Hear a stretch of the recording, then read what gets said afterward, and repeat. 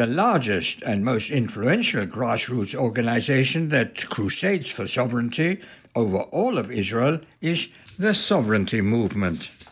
Soon after the 2022 election that once again brought Benjamin Netanyahu into the Prime Minister's chair to lead a right-wing government, I was interested in the reactions of the Sovereignty Movement. So, to find out more about their aims and successes, I am pleased to welcome the co-founder, Nadia Matar, to the Walter's World studio, and thank you for coming all the way from your home in the wonderful city of Efrat in Judea. This is an updated version of what she told me several months ago, and nothing has changed since then. Let me ask you first how and when the Sovereignty Movement began, and are you a membership organization? Walter, first of all, I want to say that it's a very big honor to be here, to be interviewed by you in your studio and see the amazing pictures of all the people you interviewed, spreading the truth about the land of Israel, the people of Israel, and our right to this land. So first, I want to thank you. About your question, our organization started really under another name. In 1993, the Oslo agreements were signed, and my dear in-laws, Ruth and Michael Matar, founded the Women for Israel's Tomorrow. It was a terrible agreement that the government of Israel at the time signed with the mass murderer, Yasser Arafat, giving him weapons, building him an army, giving him parts of our homeland, and all against the promises that they had made in the elections. And the Rabin Peres government basically forced upon us this Chamberlain-like agreement. And we felt the need to show that not only those portrayed as so-called settlers, the word settler in Hebrew, mitnachalim, says that this is our land. Of course, I'm a settler too. I settled in Jerusalem. But the media tried to portray to those who said no to the Oslo agreements as crazy, a fanatic. And my mother-in-law, Ruth Matar, and her husband, Michael, of blessed memory, felt the need to show that also women are against it, are in favor of keeping the land of Israel. When we found out that the Oslo agreements want to shrink us back to the green line, that's when we founded Women for Israel's Tomorrow, with green hats on the green line, warning the people of Israel, let us not go back to those indefensible borders, and the people cannot give up on their heartland. For so many years, we were called Women in Green. Then came Gush Katif in 2005, when we realized that demonstrations, unfortunately, had not helped. We continued the movement. I took over alone and had the incredible privilege of meeting Judith Katzaver, one of the pioneers of the renewed Jewish settlement in Hebron, together with Rabbi Levinger. And we returned from Gush Katif to the Judean hills of Gush Etzion to see how the Arabs started the battle of Area C, and we planted and they uprooted. But in 2011, Judith said, it's not enough, the local battle on the ground. Another caravan, another tree is not going to save Judea and Samaria while the Arabs are taking over, funded by billions of dollars by the European Union, Oxfam, USAID. We have to come with a plan. The left has a plan that we oppose. What is the plan of the right wing? We keep on saying no. No to the two-state solution. No to freeing murderers. What is our yes? And that is when we've decided to raise the flag of the plan of the national camp, the application of Israeli sovereignty over Judea and Samaria, and we changed our name from Women for Israel's Tomorrow, Women in Green, to the Sovereignty Movement. Are you a membership organization? No, people join us by telling us that they want to join, and they join our list on WhatsApp to be updated. No, people don't have to pay it and fee. Where are your headquarters?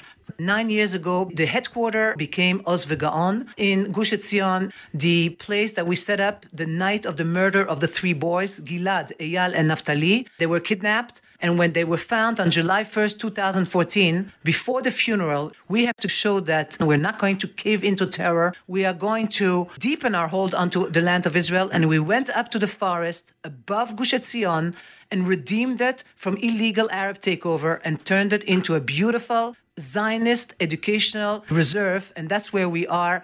From there, we organize our activities for the past 9 years. Did successive governments not pull it down? We went up to a place that already belonged officially to the boundaries of the Gush Etzion Regional Council.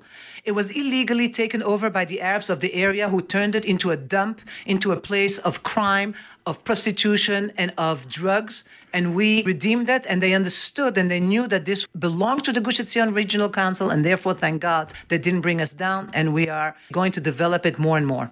As the name suggests, your purpose is to disseminate material and to educate our people as to why the absurd situation in Judea and Samaria and the Jordan Valley is unsustainable, and you've certainly succeeded in a large measure. But how do you see the timetable for this change? That is the best question. For the past 10 years, we've been promoting the idea and the plan that what needs to be done. But now we need to move with this new government that is a right-wing government, a government that believes in sovereignty, in our right to this land. Now we have to move from talking, from vision to reality, from vision to implement it really. And we decided that sometimes you have to do things in life in stages. You can't do everything all together. We cannot tomorrow apply sovereignty from the sea to the Jordan River, which of course is the purpose. So sometimes you have to start with phase number 1. And therefore, we decided to promote the application of sovereignty over the Jordan Valley first. Why? Because first of all, there's a big consensus. We had a big event in the Jordan Valley, and Walter, what was the most moving part of it was that it was attended by people on the right and on the left. For instance, and I'm sure you know him, former Minister of Agriculture, Avram Katz-Oz, from the Labour Party. He spoke more right-wing than anybody else. We had even Yoel Marshak. We don't agree on everything, but over the Jordan Valley, we agreed. So the first thing that is a very big plus for the application of Israeli sovereignty over the Jordan Valley is the consensus, left and right. Number 2, it's 30% of Judea and Samaria. Number 3, it's the eastern border. And number 4, most importantly, when there will be sovereignty, i.e. Israeli rule over the Jordan Valley, it will once and for all prevent the creation of a Palestinian state in the West. So, as you said, the new Israeli government is now well and truly operating, but it's apparent that the changes and the actions you expected are progressing slower than you hoped. Do you believe that Netanyahu's repeated promises about sovereignty, particularly over the Jordan Valley, were sincere, or was it once again all electioneering?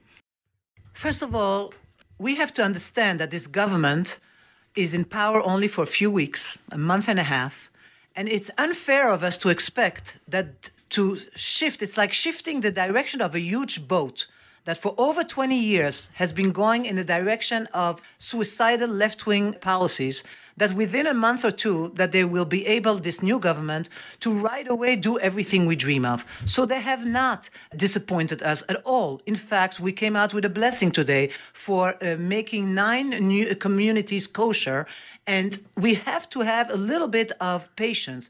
We cannot have a government that is being attacked by the left with vicious demonstrations, the leftist minority, and also attack them on the right saying, no, you're not doing things fast enough. We have to have a little bit of a patience.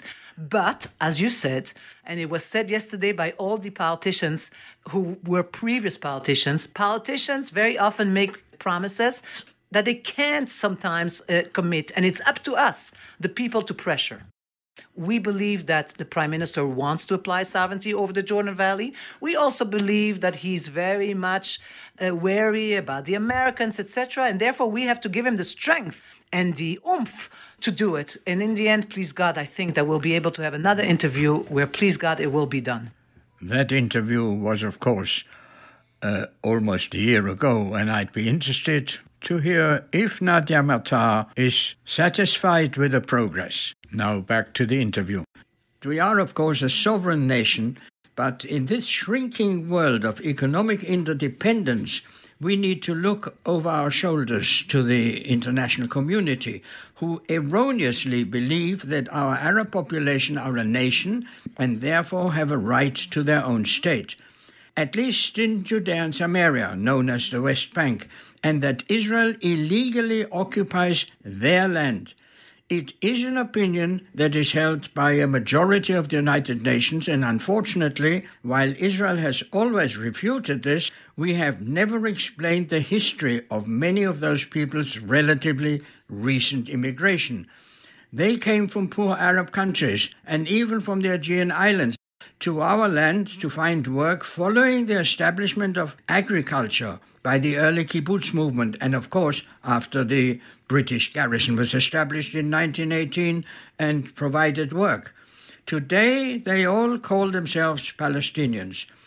So it is an indisputable fact that there is now a large so-called Palestinian population living in and on our land, causing continuous unrest. How would you solve that to the satisfaction of all sides? It's very important that you teach your listeners exactly what you just said. We have a lot of youth that we talk to, and we also teach them, because unfortunately, even in the Israeli educational system, they're not being taught what you just mentioned. And very often, when we tell the youth that the Palestinian people is an invention from the 1970s, and we tell them about John Peters, and we tell them about her book, and tell them about all those things, and we hope that this new government, with the new Minister of Education, will exactly educate the younger generation to know its history. To answer your question about looking over our shoulders and the fact that the world doesn't support us, I refer you to, and all the listeners, to the incredible website of Yoram Ettinger, who constantly talks about the fact and reminds people that we are a sovereign nation, and sometimes we do things that the Americans maybe don't like at the time, but people will respect you if we respect ourselves. And there are so many examples of actions that the Israeli government took against the wishes of the Americans, and sometimes even there were some sanctions for a while. But when we know what is good for us, in the end, the world will respect us. And the Europeans who are now waking up to the terrible wave of Arab immigration, and some countries even turning into Arab countries soon, like Italy and France, I think that they're jealous of us. And therefore, we have to do what is good for us, as Ben Gurion already said. It is not important what the nations are saying, it is important what the Jews will do. Whether it was bombing the Baki Tam by Begin, whether it was the declaration of independence by Ben Gurion, whether it was the application of Israeli sovereignty in 1968, all the things that we did, sometimes the Americans are our best friends, they are our friends, but let's remember, they also need us. How would you solve that problem to the satisfaction of all sides? Was my question. Both sides being? Of all sides. That's the international community, the Arabs who are here, indisputable. So I will tell you what I would do. I would bring to the forefront all the Arabs who joined our sovereignty movement and are telling me, Nadia, we don't want a Palestinian state. And I would bring them and have them tell the world. Bassem Eid from Jericho told me, or as Sheikh Tamimi from Ramallah told me, or Sheikh Jabri from Hebron told us, we prefer being residents under Israeli sovereignty than citizens in an Islamo-fascist Palestinian state. Will you stop forcing upon us a Palestinian state? We don't want a Palestinian state. Those Arabs should be brought to Europe, should be brought to America, together with our ministers, and should explain to them that they rather live here as residents, not as citizens, because we cannot give citizenship to 1.8 million Arabs. But they're willing to be here as residents because they know they're going to have a better life. And therefore, sovereignty from the sea to the Jordan River will be something good for the Jews and the Arabs alike. We have to have a better hasbara. We have to have an initiative. So when Israel takes the initiative, when Israel pushes something positive that is good for Jews and Arabs, that will convince the world, the Americans, the Europeans, and they will see it with their own eyes. But we've already got almost 2 million citizens. Therefore, we can't have more than that. And that will in due course cause a demographic problem. Walter, there is within Israel close to 2 million Arabs. They have complete citizenship. Then you have in Judea and Samaria, the numbers differ. Obviously, the Palestinian authorities and the left are promoting a much larger number. We go according to Yoram Ettinger and his crew, 1.8 million Arabs in Judea and Samaria, which is also a lot. And I just said before that obviously we cannot give them citizenship, but they are here. We have citizens. You misunderstand my question. We have not 2 million. We have 1 million actual citizens, Israeli citizens here. Arabs, which is also a lot. They will in due course create a demographic problem. No, they're not. To answer your question about the demographic threat, the sovereignty movement is promoting the idea of sovereignty not only in theory. Sovereignty also includes bringing in 2 more million Jews to address the problem of demography. Today, there's a Jewish majority between the sea and the Jordan River, but it's not a big majority. And obviously, we have to work hard to make sure that when we will have sovereignty all over Israel, the motto, the slogan will be an overwhelming Jewish majority of 75 to 80% Jews and a non-Jewish minority loyal to the state of Israel. How do we do that? That's your question. A, we have to promote Aliyah. There is no plan to promote Aliyah now. There is Aliyah, but there's no active promotion by the government. We have to bring in at least all the French Jews, 450,000 Jews, or Jews from America. We can easily bring another 1 million to 2 million Jews to Israel. But there's also the grandfather clause. That will be changed, hopefully, with this government. And that will be changed, and we will have a situation where only Jews will come on Aliyah, and not the great-grandchildren of who might have once been Jews and now have no connection to Judaism. I'm talking here about what should be done to bring another 2 million Jews here, to make sure that the Arabs who want to live with us will receive residency and have a better life than any Arab anywhere, and those who want to leave will help them leave. We don't have to be shy to say that Israel, with Judea and Samaria, between the sea and the Jordan River, which is smaller than the state of New Jersey, is the one and only Jewish state. It's the nation state of the Jewish people. We welcome non-Jews who want to live here as long as they respect the fact that this is a Jewish state, and we're not going to give them our democratic tools to overturn our Jewish state into a state of all citizens. There have been many suggestions to solve this problem, this dispute. The latest plan that's being floated is a Hashemite Palestinian state in Jordan that includes Gaza and part of the so-called West Bank with Amman as its capital. Your comment? You're talking about creating a Palestinian state that would be the end of the state of Israel. Obviously, that cannot be accepted, and that will not be accepted. Thank God we already have 500,000 Jews living in Judea and Samaria, with another 350,000 in Jerusalem. And this government, please God, will bring in many more hundreds of thousands of Jews in Judea and Samaria, and we are not going to allow the creation of a Palestinian state in Judea and Samaria, our heartland. To slightly change the subject, in a televised address to the nation, referring to the bill before the Knesset for judicial reform, President Herzog said, and I quote, "We need to stop this fiery polarization before it burns us all.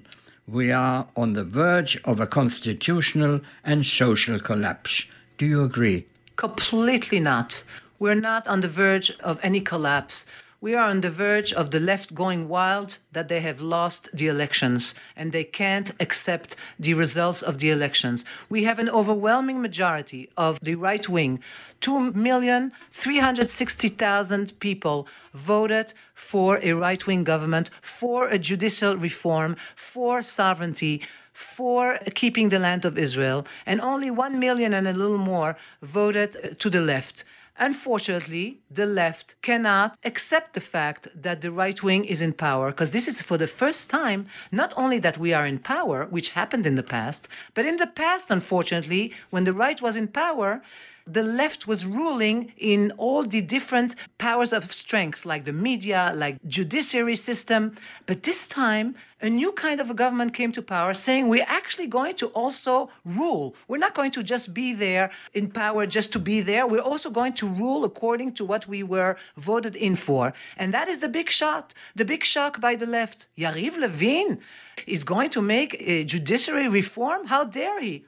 How dare he? That is what he was voted for. That is his mandate. Where was the president of Israel when we were demonstrating in 2005 against the terrible, tragic decree of uprooting Jews in Gush Katif and the northern Shomron? We were hundreds of thousands in the streets. And we were talking there not about a simple reform of the judiciary. We were talking about destroying the lives of 10,000 Jews, destroying their homes, handing it over to the Hamas. And we were crying and demonstrating. Did anyone on the left call for a halt, call for talks to put a stop to it? That was okay. But now because they are not in power, we have to stop? We want to strengthen the hands of Yariv Levin and Simcha Rotman and tell them that they have all the power to do so. Of course, we don't have to be so cruel as the left, and Yariv Levin invited them to discuss. We can listen. But there is a very large majority in the country. In fact, in my view, the country is split in half on this subject. How can we get over this?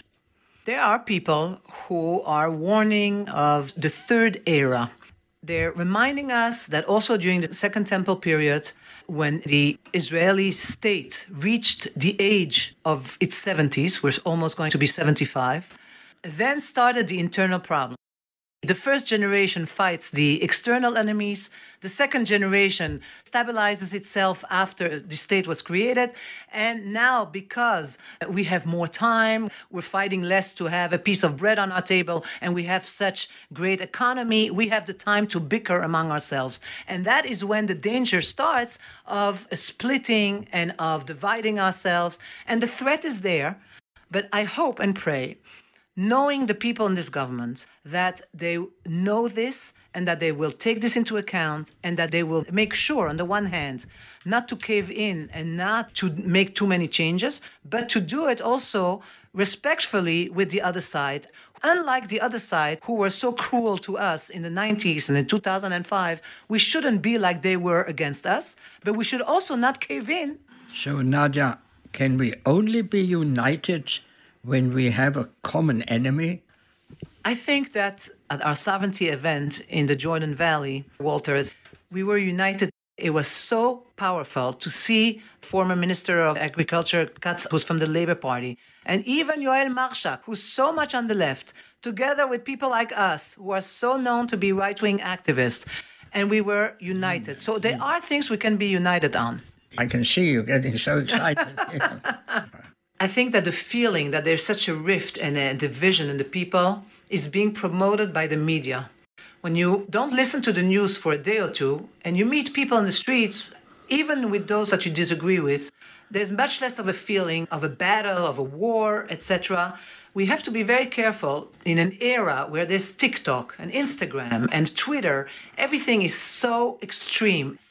But that is in the media. When you talk outside of the media, I don't think it's the case. I think most families are together and there's no rift. But we have to be careful that not to allow the media to bring upon a rift when there's no need for it. Your movement, Nadia, is growing exponentially. The time will come when you might wish to retire. Who is there to follow you? Some friend of ours told us once that an organization is only serious if the heads of the organization, if they retire, that it should be able to continue. And we understood that we have to have youth.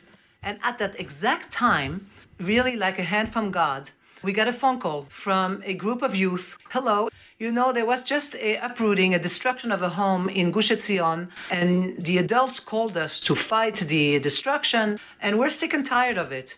We understood that had there been sovereignty over Judea and Samaria, there would be no destruction. And therefore, we want to join the sovereignty movement and create a department of the youth. And to make a long story short, from that moment on, 6 years ago, when we met those amazing youth, one of them now is already the aide of one of the Knesset members, but at the time he was much younger. We took them under our wing. They begged us, teach us, tell us how to be activists. Thank God, if and when Judith Katzover and myself will retire, those youth who call themselves the Sovereignty Youth Movement, who are spread all over the country, not only in Judea and Samaria, but surprisingly a lot in the big cities, they will continue, and they are already our future leaders. So I am a very big optimist, Walter. Rabbi Benny Elon of blessed memory once said, an optimist is somebody who said the situation is not simple, but with God's help and a lot of hard work and many partners, we will do and succeed. You even publish a quarterly, very thick newspaper. How many staff do you employ, and most importantly, how are you funded? I am happy you mentioned the journal that we distribute in Hebrew and in English in 200,000 copies twice a year, because that is a very serious and an in-depth journal. We don't have a big staff. Judith and I, we have a few volunteers who work with us, and we're funded by Am Israel, the people of Israel. We have no government funding. We have a website, Ribonut, ribonut.co.il. Hebrew means sovereignty. All the information is there. Click on English and you'll get the whole website in English. Nadia Matar, thank you very much, and I appreciate your time. Thank you, Walter, and may you continue to do your incredible work till 150 at least.